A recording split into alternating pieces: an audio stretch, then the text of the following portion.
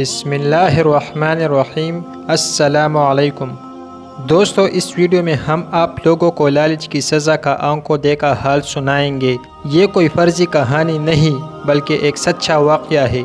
میری اماں جان ایک واقعہ سنایا کرتی تھی کہ کسی بازار میں ایک آدمی رہتا تھا۔ اس نے اپنے گلے میں پانی کی بالٹی لٹکا رکھی تھی اور وہ اپنے ہاتھ اس بالٹی میں ڈبو کے رکھتا تھا۔ کہتی ہے ایک مرتبہ ہم بازار گئے ہوئے تھے، وہ آدمی بھی وہی موجود تھا۔ وہ کسی بزرگ نے اس آدمی سے پوچھا کہ آپ کیوں ہمیشہ اس بالٹی میں ہاتھ ڈالے رکھتے ہو؟ تو آدمی نے کہا میں پانی سے ہاتھ باہر نکالتا ہوں تو ہاتھ جلتے ہیں، جلن برداشت نہیں ہوتی۔ تو بزرگ آدمی نے کہا ایسا کیا ہوا ہاتھوں پر جو یہ بیماری لگ گئی؟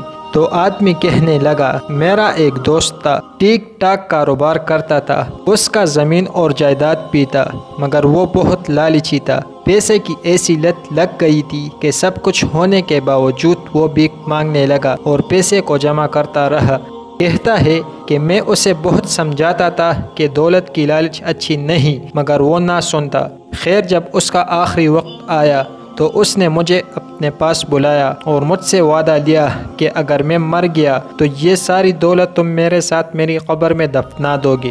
بالآخر میرا دوست مر گیا اور اس کی وصیت کے مطابق اس کی دولت بھی ساتھ دبا دی۔ کہتا ہے کچھ عرصہ گزرا تو میرے دل میں لالچ آ گیا اور سوچا کہ میرا دوست اتنا پیسہ جمع کر کے قبر میں لے گیا، وہ اس کے کس کام کا؟ میں اس کے پیسے نکال لاتا ہوں، کسی کو خبر نہیں ہوگی۔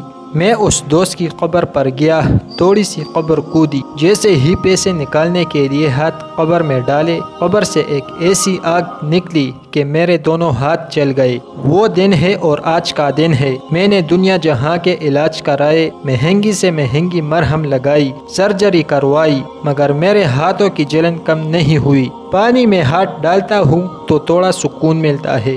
اس دن سے میں بس یہی سوچ کے آنسو بہاتا ہوں اور اپنے گناہوں کی معافی مانگتا ہوں کہ میرے دل میں لالچ آیا اور میرے ہاتھوں پر بس تھوڑی سی آگ پڑی تھی تو میرا یہ حال ہے۔ وہ میرے دوست کا کیا حال ہوتا ہوگا؟ اماں جان کہتی ہے کہ وہ آدمی رو رو کر اپنی کہانی سنائے جا رہا تھا۔ اس نے کہا مجھے دنیا میں میرے لالچ کی سزا مل رہی ہے، آخرت میں کیا بنے گا؟